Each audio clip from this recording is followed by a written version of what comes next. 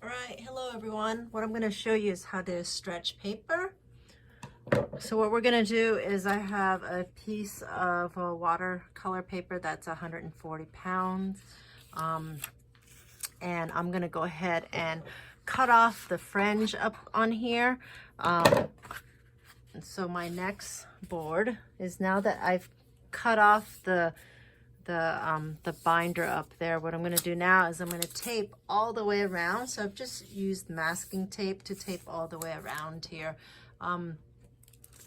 Make sure you've got enough masking tape that it goes over the paper as well. Make sure you push it down a little bit. The only thing about stretching paper is making sure that if you've got masking tape on the edges, that you don't leave it on there too long, or else it will tear the paper underneath. All right, so now that you've cut off the edges to make sure it looks great, now that you've taped it down, the next step to do basically to add a thin coat of gesso, okay? And I'm just using Jerry's gesso. You can use whatever you want for gesso, and a filbert brush. So here's some gesso here. What I'm going to do is lightly coat this with the gesso, and I wouldn't want it that thick. Obviously, what I'm going to do is move this around. This is just a simple filbert number 8 pro stroke brush. It's a natural hair filbert, so it'll move that paint, that gesso around a little bit easier for me. I'm just going to really coat this, a thin coat of it, and let's say that I want it, you know, even smoother, right? I could paint the gesso on here, and then I would let it dry, and then I'd sand it down, and then I would again gesso it again, just in case.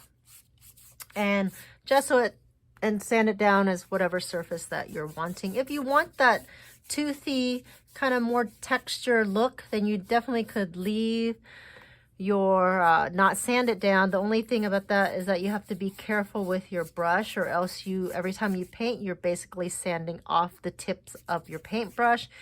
And you know, if you're using a palette knife, maybe that doesn't matter, and you just don't sand your paper down at all, and you have that texture. So what I'm doing is just making sure this is pretty smooth.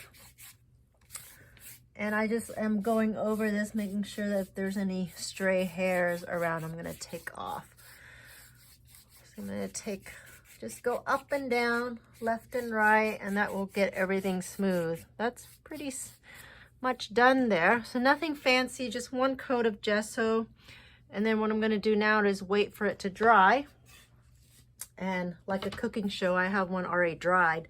So what I'm going to do is simply take a sandpaper, and this is a 150 grit sandpaper. You can go up higher if you want to, but I find that the 150 grit works just fine. And we're simply going to, I like to tear my sandpaper. You can also use blocks as well, but what I'm going to do is just lightly sand this.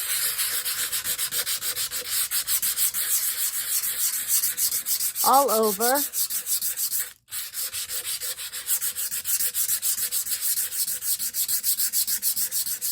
To make sure, I'll run my hand through this, my finger through this, to see if it's smooth.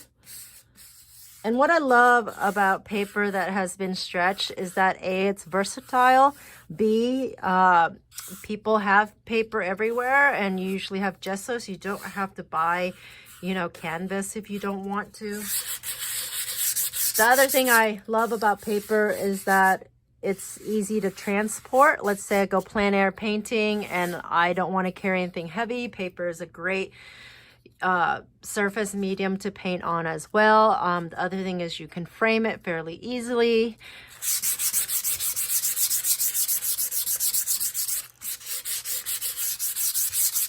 So that's about it. What I'm going to do now is usually I knock off all the, and I would do this in the trash can, and probably not on my table.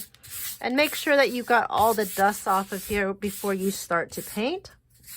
And now you can put whatever you want on here, but what I love about it also is if I lightly pull off, you will see that it has a nice little edge to it. And I'm going to get it up a little closer. So there's a difference between the gesso bit and the area where the tape is at. And you actually could create a really nice border with this as well, if you did not want to frame or mat it. But as I'm taking it off just slightly, and again, being careful not to tear the edges. And I've got a nice, actually a cheap board that I am using to just tape down my paper. And that didn't take very long at all. And now I've got a nice piece of paper that I can paint oils on it, and different types of medium as well. So now I could, you know, again, take this with me if I travel, cut it up in small pieces. It's really great surface to work on. All right, well, enjoy and happy painting.